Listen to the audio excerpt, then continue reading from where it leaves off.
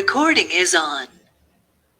Bienvenidos a Abogada en Casa. El día de hoy nos acompaña Rubén Benedicto, doctor en Psicología Social de la ciudad de Barcelona, España, quien nos compartirá una importantísima intervención sobre las implicaciones del acoso laboral en la vida psicológica del ser humano.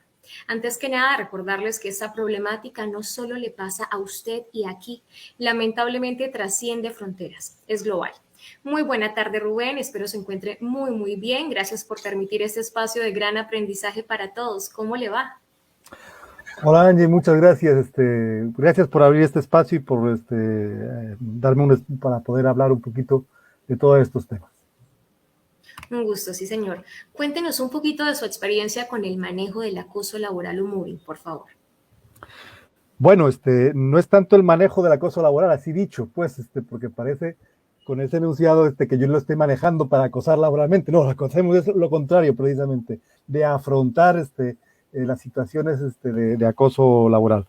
Nuestra experiencia parte desde hace ya unos cuantos años, tanto, bueno, pues como psicólogo social que somos, pero también como trabajador, como persona, que nos hemos visto afectadas por esta situación. Es decir, el hecho de muchas veces cuando hablamos como psicólogo o como profesionista, nos olvidamos de que estamos situados en la misma vida y que también nos afectan los mismos fenómenos.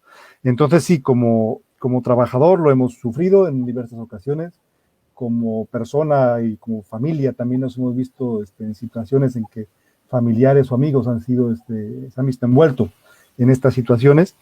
Y también formamos parte de un grupo de riesgos psicosociales en un sindicato pequeño de aquí de Cataluña, del Estado español, en donde hace varios años, al constatar que a trabajadores y trabajadoras de todos los sectores, las máximas o las problemáticas que con mayor frecuencia les afectaban tenían que ver con los riesgos psicosociales, pues decidimos crear un grupo. Entre esos riesgos psicosociales, las situaciones de mobbing, de acoso laboral. Ah, bueno, doctor. ¿Y cuál es su experiencia profesional en el campo? ¿Cuál es su bagaje académico? Mi bagaje académico, bueno, pues yo llevo de oficio de psicólogo, llevo 30 años, que se han pasado muy rápidamente, en diversas áreas que, digamos, ahorita no vienen tan a caso, desde el impacto psicosocial de la guerra y la violencia organizada sobre las personas y los grupos y las comunidades, a este ámbito del acoso laboral. Fíjense que he dicho que no son tan similares, pero los efectos psicosociales sí son muy similares, pueden llegar a ser similares porque, y ya estamos entrando un poco en materia, las consecuencias de la psicosocial o lo que pretende el acoso laboral es la destrucción, como un medio para conseguir otro fin, es la destrucción de la interioridad de la persona. ¿Sí? Entonces, pero bueno, como creo que en algún momento dado posteriormente me vas a preguntar específicamente sobre esas consecuencias psicosociales, ahí ya, sin caso, nos extendemos un poquito más. Por supuesto. Y perdón, y el doctorado, sí, lo hice. Yo he trabajado en América Latina en diversos países, en diversos aspectos, y el doctorado sí, fue aquí en la Universidad Autónoma de Barcelona, desde perspectivas críticas, y también desde psicología social de la liberación, que como seguramente saben algunos de nuestros oyentes, es una perspectiva que nació en El Salvador, en los años finales de los 80, a principios de los 90, con la figura de Ignacio Martín Baró, un jesuita de origen español, salvadoreño, que fue asesinado en la Universidad Centroamericana, precisamente hoy, el día 16 de noviembre, o sea que hace bien unos pocos días se cumplió el 32 aniversario, que conmemoramos y que nos orilla a renovar nuestro compromiso con los derechos humanos. Así es, doctor, así es.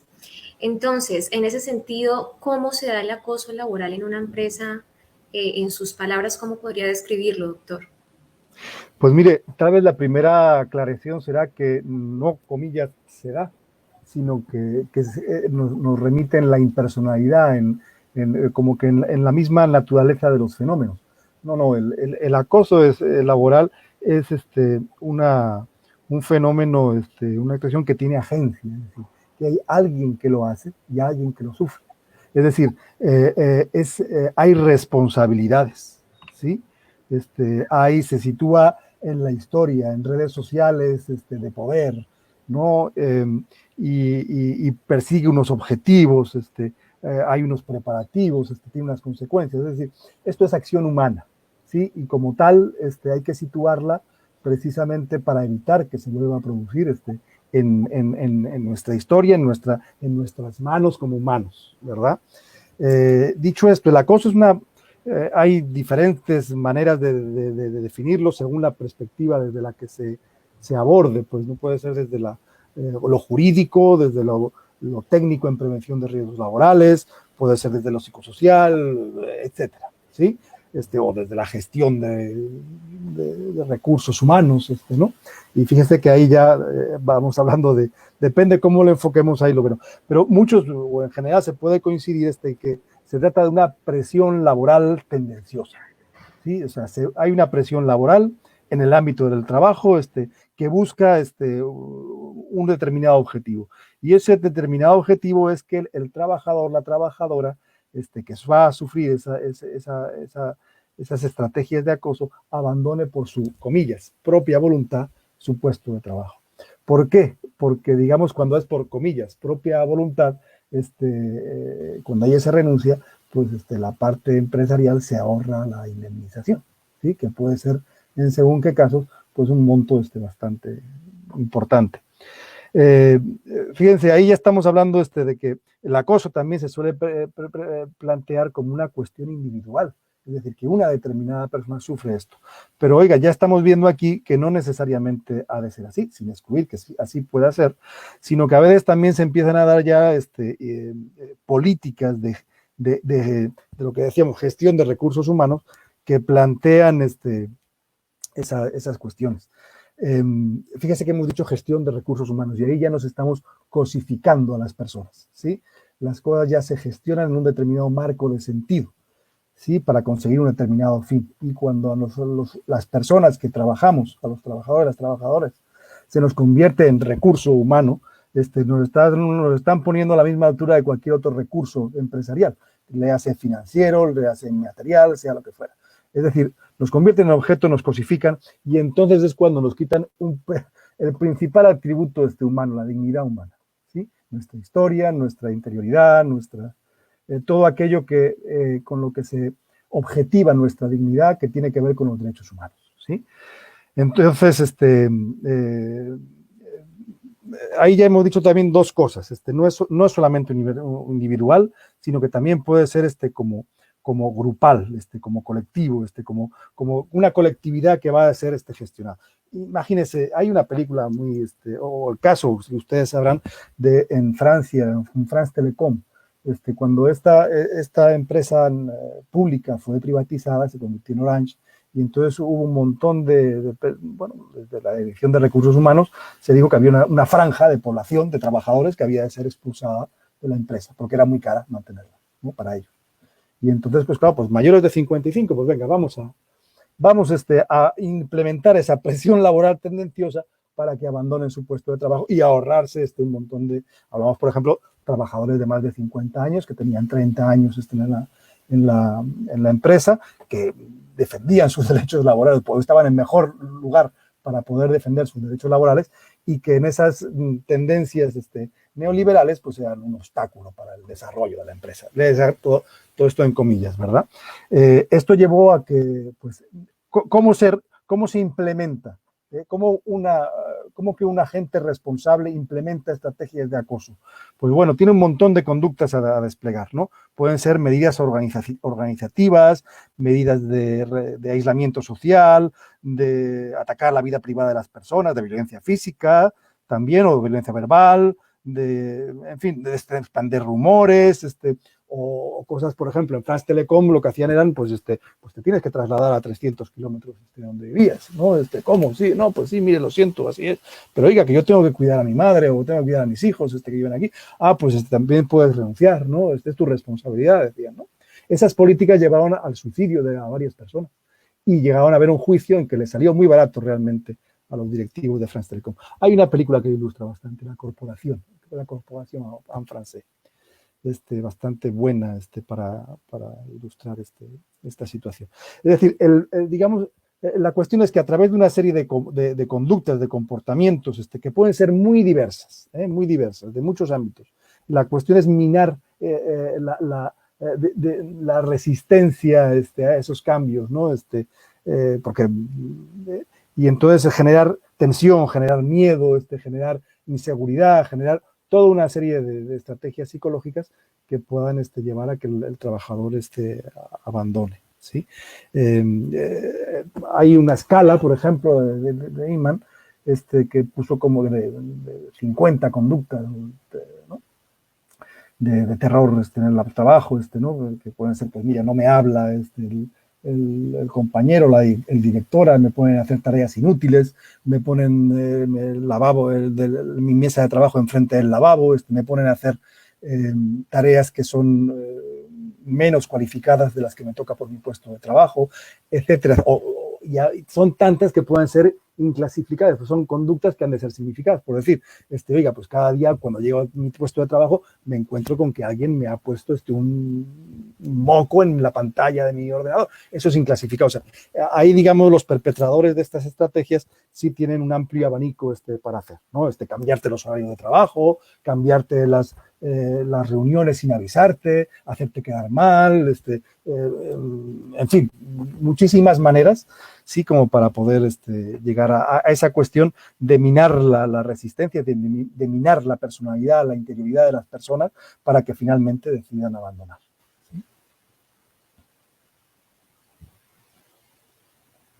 Bajo esas premisas, ¿cuál vendría a ser la relación entre el miedo y el acoso laboral?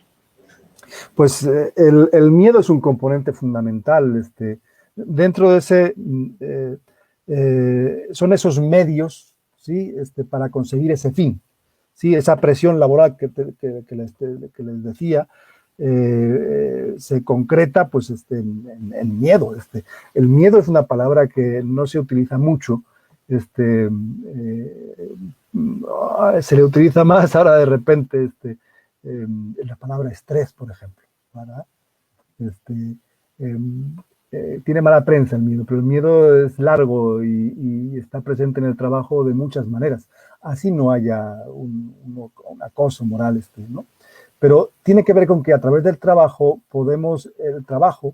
nuestro puesto de trabajo es el medio a través del cual también proyectamos o hacemos posible nuestros proyectos vitales, ¿sí? De pagar nuestro techo, a pagar nuestro alimento, ¿no? Entonces el hecho de perder ese puesto de trabajo o de que haya ahí muchos problemas, lo que pone en riesgo, lo que pone en problemas es nuestro proyecto vital, hablando en términos muy generales. Y poner la amenaza ante ello es lo que se genera miedo, claro. El miedo llámale estrés, llámale tensión, ¿no? Pero ante una amenaza ahí está esta respuesta. E insisto que no es solamente un efecto individual, ¿sí? Que te hace estar pues, en alerta. O sea, el miedo tiene un componente adaptativo también, ¿no? Te permite tener una capacidad táctica ante esa amenaza, ¿no? Prepararte, evitar riesgos, etc. Pero también genera mucha inseguridad, mucha tensión, mucha angustia, mucha tristeza que afecta a otras áreas de tu vida, ya no solo en el trabajo, ¿no? Si además de trabajador sigue siendo miembro de una familia, por ejemplo, o de una comunidad, la llegada a la familia, esa estabilidad se extiende por ahí también, genera más conflicto, ¿no? Más ira, ¿no? Las relaciones sociales se ven afectadas, ¿no? Es decir, a través del miedo es como que un vehículo para expandirse al resto de dimensiones de la persona, de la vida social de la persona, de su propia interioridad. Pero ojo, también es un factor de control en el grupo. ¿Sí? En el grupo de trabajadores, cuando el miedo empieza fácilmente a destruir los lazos de solidaridad entre un grupo, ¿sí? Cuando aquel refrán de cuando ves las barbas de tu vecino, pon las tuyas a cortar, pon las tuyas a remojar. Ves lo que le pasa a ese compañero, te entra a ti el miedo de que te puedan hacer lo mismo y entonces pues, te vas, te alejas de ese compañero queda aislado, ¿verdad? Pero también produce efectos que ya no se rompe, esa solidaridad, esa fragmentación grupal se da y entonces se imposibilita o se dificulta mucho la solidaridad.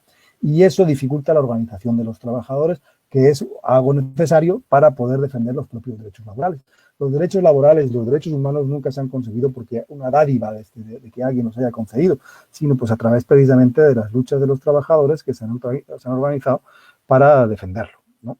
Entonces, claro, eso hace que los trabajadores sean mucho más fácilmente gobernables. Es decir, mucho más fácilmente significa que trabajen más por menos, ¿sí? Y tengan en cuenta que para según qué políticas empresariales neoliberales, pues cosas como, por ejemplo, el pagar la salud, la seguridad social, pues es una carga económica, que disminuye beneficios y que lo que hace es poner impuestos a la libertad de contratación, bla, bla, bla, bla, todo ese discurso, ¿no? Entonces, fíjense las dos cosas, el miedo como un instrumento tremendo, que permite que esa presión vaya a todas las dimensiones del individuo, pero también del grupo, de la colectividad de los trabajadores, y también los efectos sociales, ¿no? Que van haciendo que cada vez más se instale un determinado sentido común. Y entonces, ahí es fácil que ante unas situaciones de acoso, lo primero que te digan es algo habrás hecho, es decir, culpabilizar a la propia persona, algo habrá hecho, mejor no nos juntemos, la difusión, a través de ahí en ese algo habrá hecho, y esa culpabilización, fíjese que ya van los rumores uno detrás de otro, y esa presión aumenta, ¿no? Y cada vez pues, se hace más grande hasta que, pues bueno, pues produce daños psicosociales en las personas, ¿no? Y en los grupos y en la sociedad. Hasta por generaciones, podemos decir, ¿no? Teniendo en cuenta lo que ha dicho, ¿cuál es la causa de raíz para que se presente este tipo de violencia?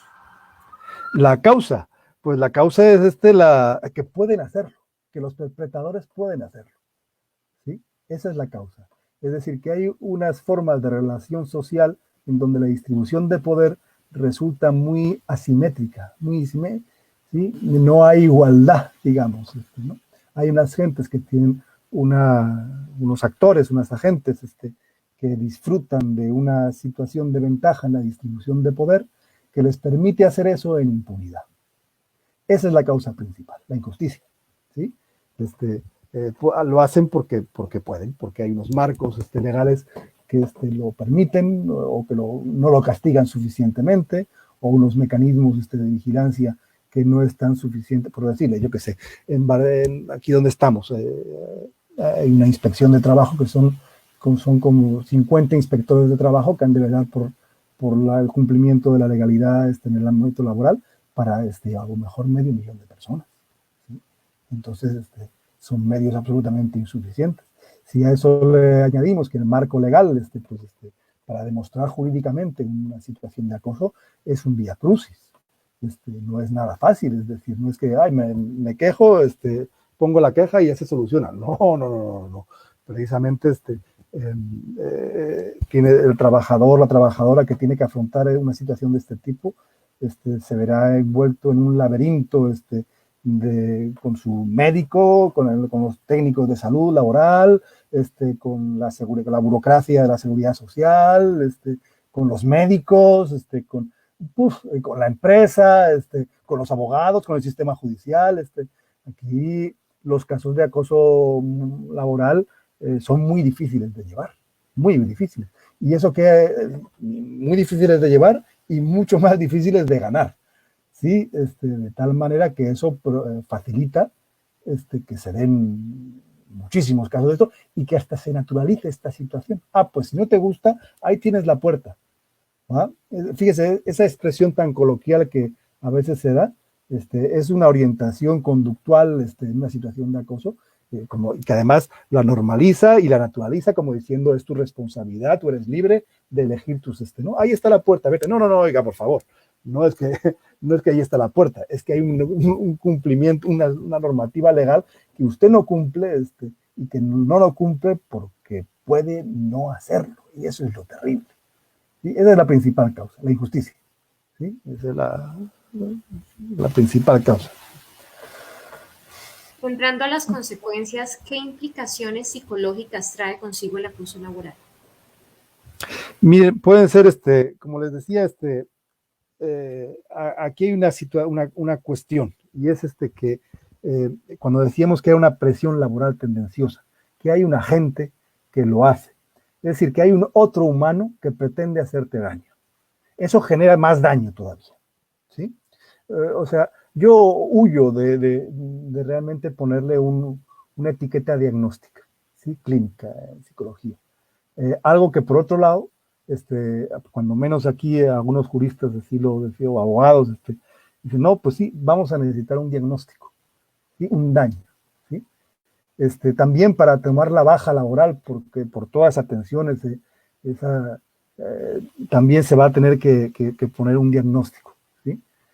Para que te den una baja médica con la que puedas, porque recuérdense, esta presión laboral lo que tiende o lo que busca es minar la resistencia, la voluntad de las personas, destruyendo su interioridad, ¿sí? Entonces, cuando destruyen tu interioridad, se ven afectados tus afectos, ¿sí? Tienes miedo, tienes tristeza, tienes hasta unos extremos que pueden llegar a ser muy dañinos, ¿sí? Una depresión tremenda, ¿no?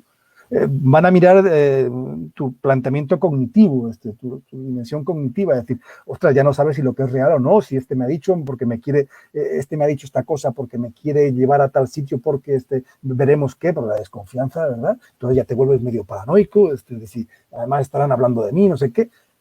Bueno, también el concepto de ti mismo, tus dimensiones identitarias. Me hacen esto porque soy muy malo en mi trabajo, no tengo los resultados que me pueden decir, ay, Dios mío, ya me estoy haciendo viejo, no valgo para nada, o aquello que hice, aquello dije, realmente tu autoestima se va por los suelos, ¿sí? Y fíjate que ya estamos hablando de 3 dimensiones de lo psicosocial, lo afectivo, lo cognitivo y lo identitario, pero también se viene nuestro comportamiento, ¿sí? Porque ya, pues, en esa alerta permanente que te obliga a estar en una situación de acoso, ¿verdad? Pues te relacionas de una determinada manera, tus comportamientos se ven de otra. Fíjate, ya tenemos las otras 2 dimensiones psicosociales. Es decir, todas las dimensiones psicosociales del ser humano se ven afectadas. Y hablamos de psicosocial porque es la interioridad en la relación social, en el contexto social.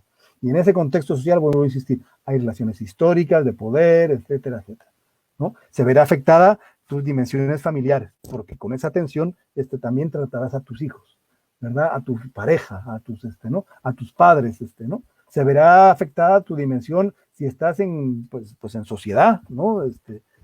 Obviamente todos estamos en sociedad. Imagina la vida que puedas tener en tu barrio, en la organización, en donde sea. Es decir, todo se ve afectado, ¿eh? Todo, o sea, hay consecuencias psicosociales en todos los ámbitos individuales y colectivos y comunitarios y sociales, ¿sí? No es solamente una cuestión individual, es también una cuestión individual, colectiva, y que nos interpela como seres humanos, ¿sí? Nos interpela decir, bueno, no solamente al que lo sufre, sino a aquellos que miran. ¿Qué hacen ante esa situación? ¿Callan? ¿Sí? ¿Hacen algo? Y te ponen ante el espejo. ¿Qué tipo de ser humano eres? ¿Qué tipo de sociedad estamos construyendo? Porque, ojo, a lo que lo que se está dirimiendo aquí es la razón la razón del más fuerte, ¿sí? El que es el más fuerte impone su razón, su racionalidad, su conformación del mundo. Entonces, fíjese, claro que nos interpela. Sí, ya no es, antes también decíamos, ¿no? Que cómo se da, pues porque hay mucha gente que no hace nada. Aquello que Hannah Arendt hablaba de la banalidad del mal, ¿sí? Es decir, estas situaciones nos interpelan a todos, ¿sí? No hace falta. Hay psicópatas que lo pueden hacer, pero eso sería demasiado tranquilizador para el volumen del problema que tenemos encima. Estamos hablando de cómo relacionarnos como seres humanos y si la voluntad del más fuerte se convierte en la razón del más fuerte y en la razón que nos gobierna. Entonces sí, muchas consecuencias psicosociales, existenciales y éticas, de todos los tipos de consecuencias podemos ver ahí. Y que nos interpelan. Esa sería lo siguiente. ¿Qué hacer ante todo esto? Para finalizar, ¿qué recomendaciones, puntuales daría el empleador o trabajador que nos está viendo el día de hoy? Pues mire, precisamente a partir de esa interpelación, lo primero sería aceptar esa interpelación, ¿sí? No mirar para otro lado.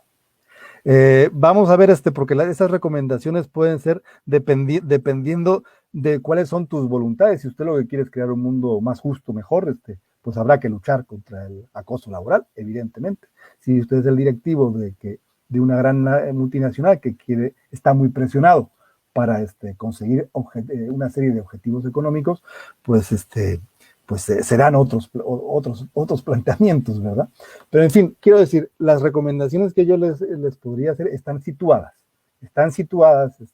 desde lugares concretos, ético-políticos, del oficio, de la psicología, pero también como trabajador y también como ser humano, ¿no? Entonces, sería que ante esa interpelación no podemos consentir, no podemos aceptar sin más esas situaciones de abuso, ¿sí? De acoso. Entonces, como trabajadores, como trabajadoras, estemos recibiendo, estemos siendo sometidos a esa situación de acoso o no, ahorita, ¿sí? Porque puede ser que hoy no, pero puede ser fácilmente que mañana sí. Puede ser que sea un compañero, una compañera quien lo esté sufriendo, ¿no? Y si a esa persona la consiguen, el acoso consigue funcionar, mañana es bien probable que seremos nosotros. Entonces, como trabajadores, lo primero es informarnos, seguramente.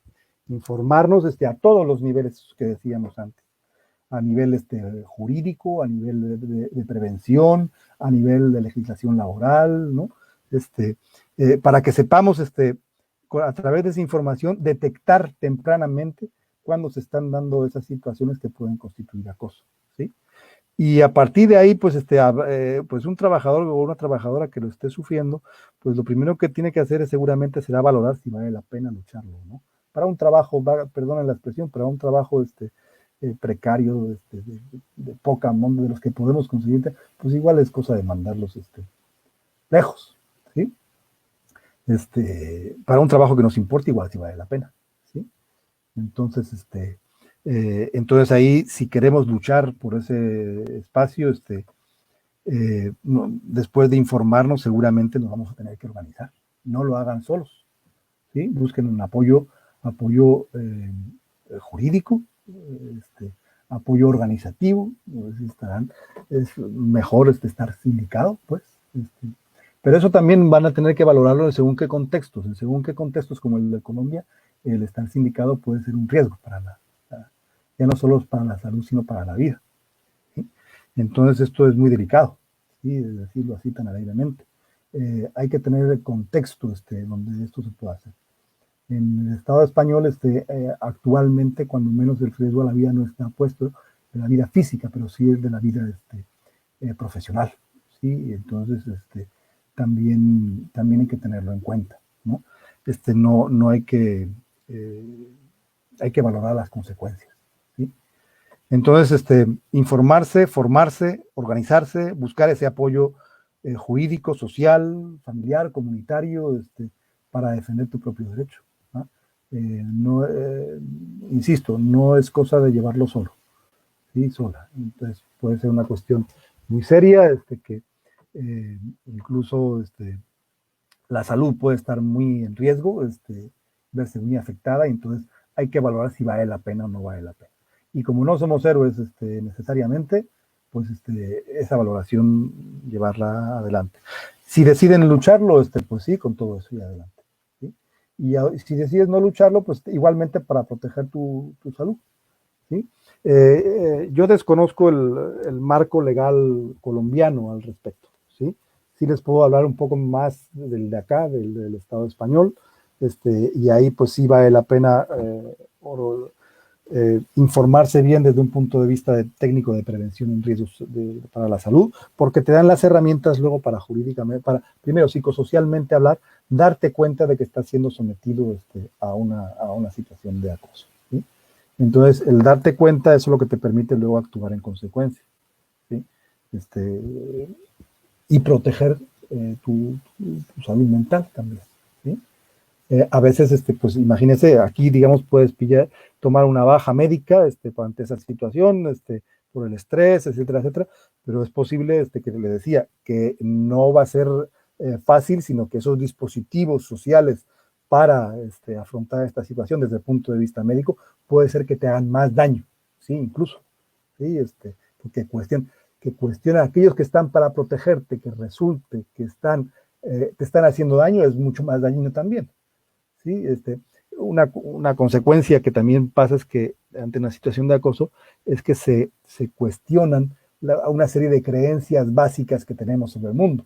Y esas creencias básicas tienen que ver con que el mundo tiene un orden, que ese orden es justo y que las personas tenemos un valor y merecemos un respeto. Y eso se ve, como por ejemplo, en un contexto de guerra, también se ve muy cuestionado, ¿sí? Y eso nos hace daño, porque además encontramos que esos que estaban para protegernos nos causan más daño. Y eso nos obliga, pues, a buscar ese apoyo de manera autónoma, es decir, organizándonos entre los propios afectados, ¿sí? Sean los trabajadores, sean en un sindicato, sea, como le diré, grupos de apoyo mutuo del ámbito meramente psicosocial, ¿sí? Porque, pues sí, todas las personas que pueden sufrir acoso pueden ver cómo sus proyectos vitales se tambalean, cómo su estatus social se viene abajo, cómo comparten una serie de problemas en la familia, cómo comparten una serie de problemas para enfrentar estos dispositivos de salud, por ejemplo, ¿no? Que puedes entender que aquí, por ejemplo, si es para conseguir que se reconozca que es una causa laboral, vas a tener que ir a juicio, lo más probable, ¿sí? Porque las mutuas laborales que atienden la salud van a decir, no, esto no es laboral, esto viene por fuera de lo laboral. Y para que lo que aquí se llama un cambio de contingencia, vas a tener que luchar denodadamente ante una burocracia y finalmente llevarlo a un juicio. El hecho de que sea reconocido como contingencia laboral o no, pues puede que la prestación que te dan para sostener tus gastos, según qué convenios, pues puede que no lo notes, pero según que otros sí. ¿Sí? Y puede ser que tus ingresos se vean menguados en un 40%, ¿sí? Y tus ingresos menguados, pero tus gastos siguen igual. Tu renta, tu hipoteca por la casa, tu alimentación va a seguir igual, y eso va a generar más problemas, ¿sí? Es decir, que en el ámbito jurídico, pues pueden pasar años hasta que llegues al juicio, y puede ser muy difícil que lo ganes, que lo puedas demostrar, ¿no? Es decir, que tu vida toda se puede ver afectada seriamente, ¿sí? Entonces, por eso le decía al principio que hay que valorarlo bien, ¿no? Según el contexto, según tu situación personal, según tus redes de apoyo. Lo que sí es claro es que esto va a ser una carrera ya no de mediano plazo, sino de largo plazo, y que hará falta entrenar la resistencia para poder ir adelante en esa. No puedes gastar todas las energías en un primer momento. Tienes que dosificarlas, tener una capacidad táctica cuidadosa. Necesitarás el consejo de buenos amigos, de buenos profesionales, de buenos compañeros. Entonces, en fin, ya ven ustedes que es ciertamente a la hora de hacer una recomendación, uno tiene que ser muy cuidadoso y atender lo mejor que sepa toda esa complejidad de factores, ¿sí? Entonces, a un nivel de recomendaciones a un empleador, pues fíjese, aquí le diría, aquí el marco legal obliga al empresario a proteger la salud de los trabajadores. Entonces, les recomendaría que cumpliese sus obligaciones legales. Y eso implica ser propositivo y crear unos ambientes laborales justos, ¿sí? Aquí, digamos, no se valdría, entendemos que, fíjense, de empresas y empleadores hay muchas diferencias, ¿no? No es lo mismo la empresa familiar, pequeña, de un pequeño autónomo que tiene ahí a una multinacional. Pero, sin embargo, ese deber de protección les aplica a todos, ¿sí? Entonces, se trata de evaluar esos riesgos, detectarlos, minimizarlos y paliarlos o los daños que puedan producirse. Pero eso en todos los riesgos laborales, en los psicosociales también, como otro más. Desde ese punto de vista, desde un punto de vista legal y desde ese deber de protección, aquí se puede argumentar jurídicamente la obligación de tener un protocolo para el afrontamiento de situaciones de acoso, ¿sí? Otros juristas dirían, no, pues no es obligatorio, ¿sí? Como tal. Pero ya que estamos en recomendaciones, oiga, pues prepárense, ¿no? Para prevenir este tipo de situaciones, ¿no? Es su deber ético, legal, ¿no? Como humanos que somos, de evitar esos daños, ¿sí? Y en esos términos, pues seguramente tampoco vale o es de recibo el argumento no sabe, ¿no? Usted ha de saber, usted ha de, ¿no? Tan importante es esto, la salud de los trabajadores, como son los beneficios. O como si dijera, no, mire, es que yo no sabía que tenía que pagar este impuesto, ¿no? Dígaselo al Estado, ¿no? Pues el Estado dice, lo siento, usted no lo sabía, pero usted tenía la obligación de hacerlo, y mire, pague y la multa, ¿no? Pues oiga, con la salud de los trabajadores es lo mismo, ¿sí? Ser empresario pues trae una serie de responsabilidades que hay que estar, ¿no? Pero digo, puede ser que uno no sepa por buena voluntad, por, mira, no he sabido, no he caído, pero una multinacional a esa no se le puede decir, o una empresa que lleva 30 años de experiencia, o 10 años, o 5 años, y no, a esos no se les vale, y no se les vale que tengan esas, o sea, no podemos ser tampoco inocentes, cándidos, ¿no? Cuando ponen en práctica esas políticas empresariales, suelen saber. Y mira, recientemente uno de los últimos casos que me ha tocado ver de cerca, ¿no? Estamos hablando, todo esto estamos hablando en el marco de que la relación laboral está bajo términos legales, ¿sí? Pero también no podemos obviar de que hay muchos trabajadores, que hay trabajadoras que se encuentran trabajando fuera de la protección de un marco legal. Por ejemplo, los migrantes sin papeles, que aquí en España, muchos de ellos colombianos, ¿verdad? En España, que se ven abocados por esa situación injusta que no les reconoce el poder estar aquí, se ven abocados a tener que trabajar sin contratos, sin papeles, ¿no? Y ahí las situaciones de acoso ya naturalizadas, de abuso, son tremendamente habituales, ¿verdad? De tal manera que las personas no se dan cuenta, no lo ven así como que natural. Que no, sí te voy a hacer los papeles, dame tus papeles, y nunca se los piensan hacer. Y eso sí también es el pequeño empresario que abusa de esa situación. Y fíjese usted, este último caso para hacer, eran también quienes, todos los implicados eran colombianos, ¿verdad? El empresario, la trabajadora, las mentiras, ¿no? Digamos que el vernos todos metidos en una situación injusta es como que lo que lleva es a que algunos abusen siempre de los que tienen más abajo, ¿sí?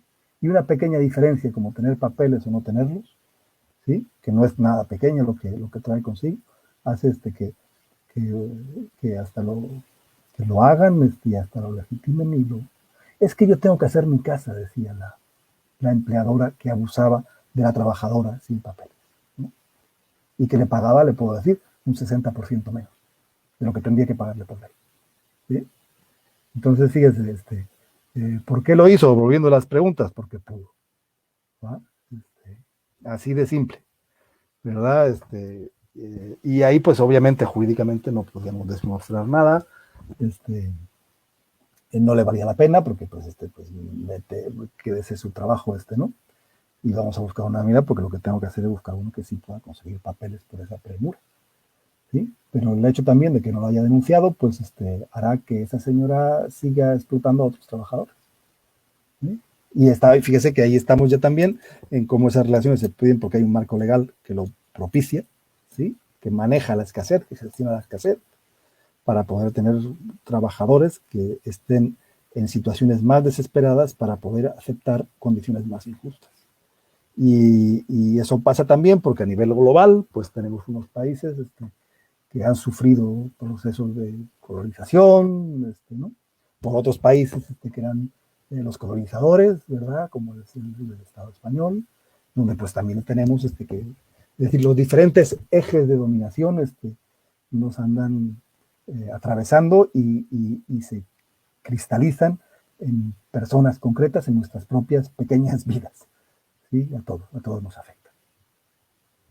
Entonces esas serían mis recomendaciones. Luchen por un mundo más justo. Por favor, luchemos todos por un mundo más justo. Impliquémonos en estas situaciones porque nos afectan a todos. Así es. Muchísimas gracias, Rubén, por sus aportes. Sé que serán de apoyo para muchos y gracias a ustedes por estar aquí. Feliz día. Gracias, muchas gracias a ustedes.